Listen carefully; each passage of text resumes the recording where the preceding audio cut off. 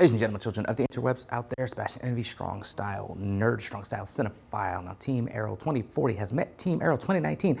As expected, there were secrets, reveals, and lots of crying to be had in this episode. And I guess we got our answer to the spin-off and when it takes place, so let us geek about that for a scant few minutes. Now, in the opening moments, we pick up right where things left off with a disoriented Team Arrow 2040 still mourning the loss of Zoe, dealing with the fact that they have time traveled. The present team is shaken up as well, Oliver seeing his grown-up kids and Diggle seeing his son, who he hasn't even adopted yet.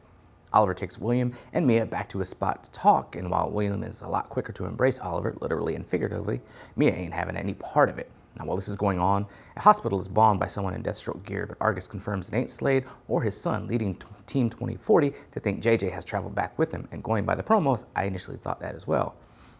As they toil away in the bunker to figure things out, Curtis makes his bearded return to the show, of course geeking out about the future kids. Oliver called Curtis to help him figure out a weapon to stop the Monitor, you know, the godlike cosmic being, no pressure on Curtis or anything.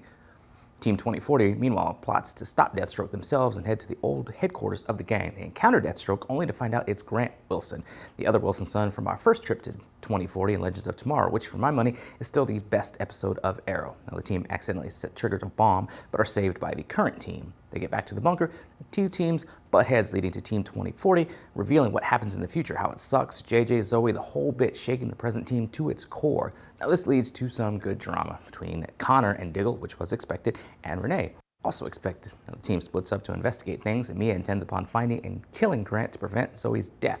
She and Oliver have a heated argument where Mia basically tells Oliver to kick rocks because he wasn't there for her growing up. Now, Laurel goes with Mia, and the two talk about revenge and how it really does nothing for the individual seeking it in the end. Curtis, Oliver, and William, meanwhile, work on decrypting a drive recovered from Grant's headquarters. The team soon learns that Grant intends to do some bombing and leveling of the city. After some heart-to-hearting, the teams work together, stop Grant and his bombs. Later, Renee announces his city council bid. This is, of course, armed with the knowledge that he will become mayor. Diggle trains with Connor after making peace with him. Laurel and Dinah plot to kickstart the Canary Network. And the last part of the episode may serve to complicate things, though, as the Monitor approaches Laurel, offering to restore Earth 2 if she stabs Oliver in the back. So I sense shenanigans are coming. All in all, it was a good episode, as I expected. There was a whole bunch of not full-on crying, but lots of teary-eyed scenes and some heart-to-hearting in this episode. Like I said, there was some good drama between Diggle and Connor, as expected. For Diggle, the good guy that he is, to find out his son just goes off the deep end and becomes full-on villain, killing, the daughter of his friend, Renee. Of course, he blames himself for, and he harkens back to failing, as he sees it, failing his brother Andy those years ago and those seasons ago, and now failing his son as well, and leading him to turn to full-on villain Renee. There's a good scene with Renee, even though I haven't liked his character all the way through the series from his first appearance to now. There have been moments where I really enjoyed his portrayal, one of those being here with his daughter, and just knowing how much he cares about his daughter, and the idea that he knows now he has, there's a ticking clock of time. He knows she's going to be taken from him. So that kind of knowledge, that sucks to have, because as a father myself, we know the cycle of life. We're kids, we bury our parents, we grow up, we have kids, they bury us. As a parent should never have to bury their children. That's not how it works. So the idea that Renee is now armed with his knowledge that he's going to have to do that, I can, as I said, as a father, I can really understand the kind of head trip that will put you through. Dinah serves to be a motivation for both men, kind of stating that just because they know the future, it's not, to her, it's not set in stone, that they can try to do what they can in the present to change the future, to alter it, to be better people, to change things, maybe not have Renee, grow up and be a corrupt politician, wall off the Glades and start some of the mess that goes on in the future, that they can try to be better people. Like I said, they're going to kickstart the Canary Network. So most of us were kind of thinking that the spinoff was going to take place in the present. Number one, they don't have to do that stupid future makeup and wigs and all that crap that they do that really just does nothing. When they try to age up people on Arrow, it just doesn't really work. so they don't have to do that, having it take place in the present. We knew from set photos that Mia was going to be present in the crisis, so I thought that was going to be when she was brought forth, but she's there now. So kind of wondering if we're going to find out the purpose of that. Who brought her to the future? Was it, or brought her to the present? Was it the Monitor? Or maybe some of these characters are dealing with the Monitor. Maybe some of these characters are actually dealing with the Anti-Monitor, maybe disguised as the Monitor. I'm really wondering that. Kind of wondered that when his first couple lines when he was meeting with Laurel at the end, because the voice just sounded. I have to go back look at the episode, but to me the voice sounded a little bit different. So I was wondering, maybe is that the Anti-Monitor? And of course, the drama between Oliver, William, and Mia was expected. It's handled okay. I'm just something about the McIntyre's portrayal as Mia. It just something about her bugs me.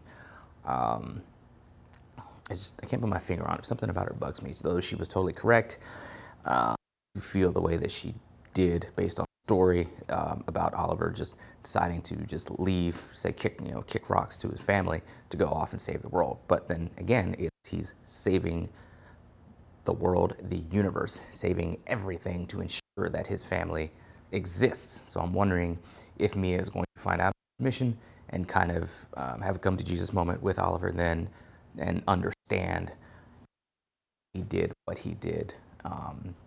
Going forward, we see from the end scene that Oliver's going to kind of teach her to deal with of friends and stuff that comes along with the superhero life. So while initially he grew up without his daughter, or she grew up without him, now they get a chance to bond somewhat, at least for a few months until, Oliver bites it in the crisis or placed in the crisis or, that sort of thing. Seen it speculated that his fate's going to be the fate of Superman and Lois and one of the in Crisis where they get left on their own sort of reality by themselves, just them two, and it's just them for all eternity. And some people are speculating that's what happens with Oliver and Felicity, that they're just going to be on an Earth in reality or something, just them two forever and ever. We'll see how that goes. Again, it was cool to see Grant Wilson, the other Slade Wilson's son, like I said, who we haven't seen since Legends of Tomorrow. And the first look at 2040 that we got with Star City 2040, which still, for my money, is the best episode of Arrow. Don't know what it is. Maybe it's just because I'm a huge Legends fanboy and having Sarah Lance on there. I'm a huge Sarah Lance fanboy. And having the new Green Arrow, just so many aspects of it. I just love that episode. It's one of my favorites. And like I said, my favorite top episode of Arrow. So it'll be interesting going forth, seeing what happens with Team 2040 in the present. Do they stay there? Maybe do the events of the crisis send them back into the future? Again, we kind of speculate that the spinoff picks up in the present. We will see. We know it takes place after the crisis. So, like I said, we can all speculate till we're blue in the face. It remains to be seen how it actually plays out.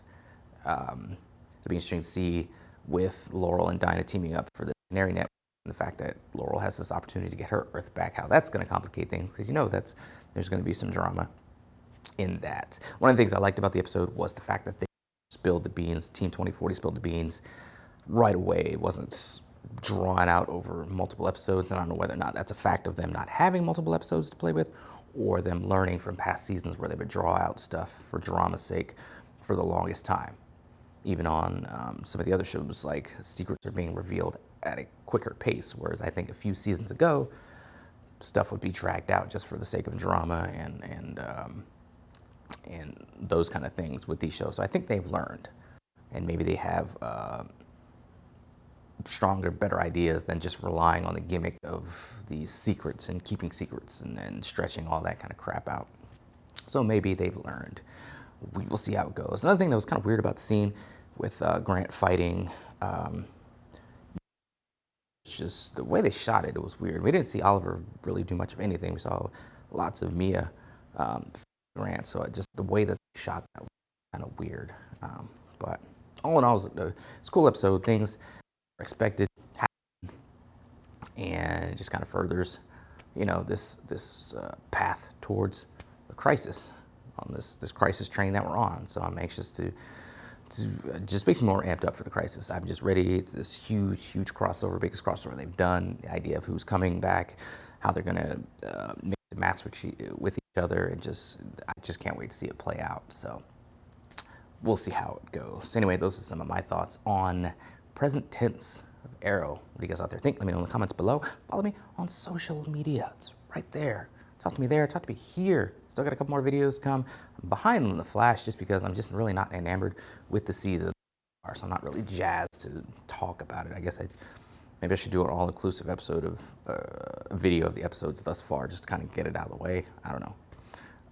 Got a video coming forward talking about the Action Force Kickstarter that I have pledged my support behind. It's a 6-inch line of action figures, military-themed action figures. I think you should jump on board with that. I'll do a video on that like I did the last time. We're closer this time with the campaign, with meeting the initial goal. So hopefully we get to it. Hopefully we get to some of the stretch goals, because some of the figures that I want are off into the stretch goals. So I'm hoping we can meet it and get those figures made, but we'll see how that goes. Got a video on that coming up soon.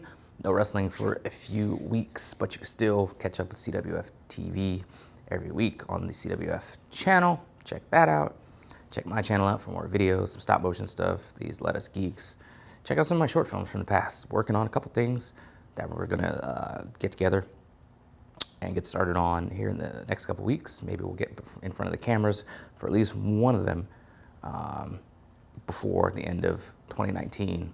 And then start off 2020, hit the ground running with lots and lots of projects to really kind of ramp things back up, get things to where I was a few years ago, and producing some content. Let us geek.